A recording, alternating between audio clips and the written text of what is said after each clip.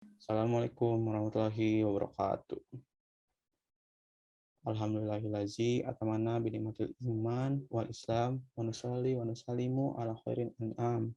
Sayyidina Muhammadin wa ala alihi wa sahbihi ajmain amma ba'du. Pertama-tama perkenalkan kami dari kelompok 9 yang beranggotakan saya Muhammad Rizky Hadiningrat.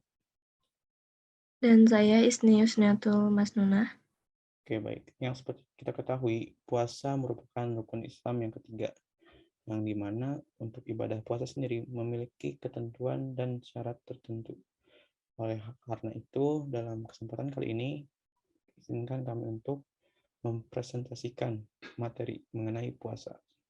Dalam kali ini, kami membaginya menjadi 7, yaitu tentang pengertian, dalil, macam-macam puasa, orang yang boleh puasa dan ketentuannya, syarat sah, wajib, rukun, dan sunnah yang membatalkan puasa, lalu yang terakhir merupakan hikmah puasa. Pengertian puasa sendiri menurut bahasa yaitu menahan diri. Lalu menurut istilah yaitu menahan diri dari segala sesuatu yang membatalkannya dari mulai terbit fajar hingga terbenam matahari karena perintah Allah semata-mata serta disertai niat dan syarat-syarat tertentu. Lalu sedangkan arti saum menurut istilah syariat adalah menahan diri pada siang dari hal-hal yang membatalkan puasa disertai niat oleh pelakunya sejak terbitnya fajar sampai terbenamnya matahari. Artinya, puasa adalah menahan diri dari syahwat perut dan syahwat kemaluan, serta segala benda konkret yang masuk ke rongga dalam tubuh, seperti obat dan sejenisnya, dalam rentang waktu tertentu, yaitu sejak terbitnya fajar, kedua itu fajar shadik, sampai terbenamnya matahari, yang dilakukan oleh orang tertentu, yang dilakukan oleh syarat tertentu, yaitu beragama Islam, berakal, dan sebagainya. Selanjutnya yaitu dalil tentang puasa. Ada pada surat Al-Baqarah ayat 183. Bismillahirrahmanirrahim. Alladzina amanu kutiba alaikumusyamu kama kutiba alal ladzina min qablikum la'allakum tattaqun. Yang artinya, hai orang-orang yang beriman, diwajibkan atas kamu berpuasa sebagaimana diwajibkan atas orang-orang sebelum kamu agar kamu bertakwa. Kemudian dalil tentang puasa nazar yaitu pada surat Maryam ayat 26 yang artinya, maka makan, minum, dan bersenang hatilah kamu jika kamu melihat seorang manusia, maka katakanlah, sesungguhnya aku telah bernazar berpuasa untuk Tuhan yang Maha Pemurah, maka aku tidak akan berbicara dengan manusia pun pada hari ini. Lalu untuk macam-macam puasa sendiri dibagi menjadi 4, yaitu puasa wajib.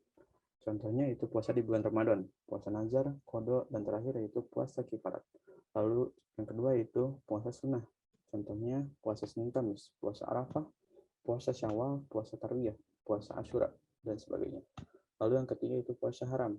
Puasa yang tidak sah dan haram yaitu puasa pada hari tasyrik, puasa pada hari raya Idul Fitri dan Idul Adha. Lalu yang kedua yaitu puasa yang sah dan haram yaitu puasa sunnah seorang istri tanpa izin suaminya. Lalu yang terakhir yaitu puasa makruh. Contohnya adalah puasa 1 tahun penuh dan juga puasa pada hari yang melakukan kecuali bertempatan dengan kebiasaan orang tersebut melakukan puasa sunnahnya. Contohnya puasa pada 30 Syaban. Kemudian adapun syarat sah dan syarat wajib puasa. Untuk syarat sah puasa yang pertama niat, yang kedua beragama Islam, yang ketiga suci dari haid dan nifas, yang keempat puasa pada waktu yang diperbolehkan. Kemudian untuk syarat wajib puasa, yang pertama beragama Islam, yang kedua taklif, yang artinya sudah balik dan berakal sehat, kemudian kuat berpuasa, sehat, dan sedang tidak bepergian. Untuk rukun puasa, yang pertama niat. Niatnya ini ketika malam dengan waktu sudah maghrib sampai sebelum imsak. Ketika imsak ataupun sesudah imsak, maka puasa tersebut tidak sah. Kemudian rukun yang kedua yaitu menahan diri dari hal-hal yang membatalkan puasa. Dan rukun puasa yang ketiga yaitu orang yang berpuasa. Untuk sunnah puasa, yang pertama, disegerakan berbuka jika sudah yakin maghrib, artinya tidak menunda-nunda berbuka. Kemudian, yang kedua, mengakhiri sahur. Dan yang ketiga, meninggalkan ucapan yang buruk seperti tidak berdusta, tidak berkata kasar, dan tidak bergibah. Yang membatalkan puasa yaitu memasukkan suatu benda ke dalam rongga badan, muntah dengan disengaja, mengeluarkan air mani dengan disengaja, mengeluarkan wati, murtad, melahirkan, haid, dan nifas, bila walaupun sebentar, dan yang terakhir yaitu pingsan dan mabuk yang disengaja pada siang hari.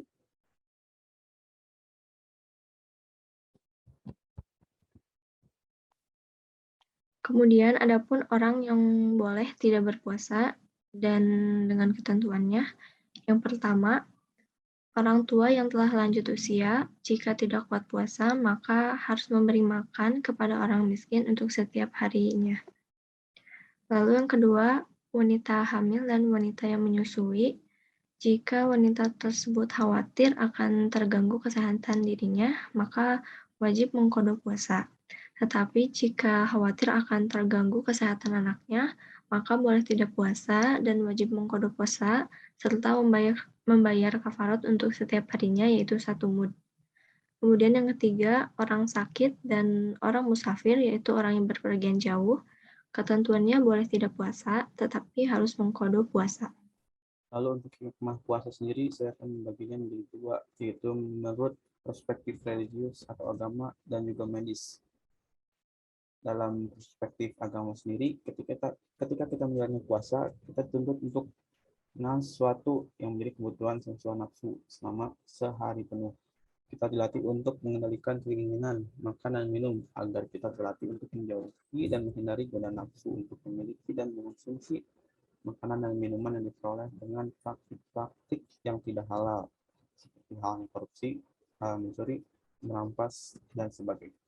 Hubungan seksual untuk sementara waktu juga dikendalikan agar manusia terlatih mengendalikan nafsu, sehingga terhindar dari zina, onani, dan perselingkuhan. Dengan berhasil menahan diri dari makanan, minuman, dan kebutuhan seksual, semata-mata karena taat kepada Allah Subhanahu wa Ta'ala, diharapkan kita akan lebih mampu untuk menahan diri dari perbuatan yang diharapkan dengan didasari dengan ketaatan kepadanya, yaitu kepada Allah Subhanahu wa Ta'ala. Lalu untuk dalam perspektif medis sendiri, ada sebagian orang yang beranggapan bahwa puasa mendatangkan banyak sekali efek negatif bagi tubuh. Rutinitas makan sehari 3 kali dipercaya sebagai anjuran medis agar tubuh senantiasa sehat, sehingga perubahan pola makan dan perut dalam keadaan kosong selama sehari penuh bisa menimbulkan berbagai macam penyakit dan merusak sistem pencernaan. Anggapan tersebut ternyata tidak berargumentasi ilmiah. Pada umumnya, seorang memiliki makan 3 kali sehari dengan kebiasaan ini secara tidak sadar dia memaksa organ untuk terus bekerja. Dengan adanya puasa, organ tersebut menjadi istirahat dan juga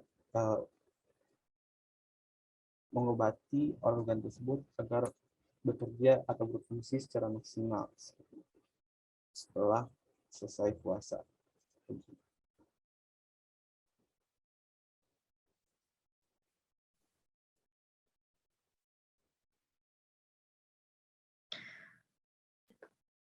Baik, sekian presentasi dari kelompok 9. Mohon maaf bila ada kekurangan. Selanjutnya dipersilakan kepada teman-teman yang ingin bertanya, silakan untuk tulis komentar dan akan membuka forum diskusi. Terima kasih atas segala perhatiannya. Wassalamualaikum warahmatullahi wabarakatuh.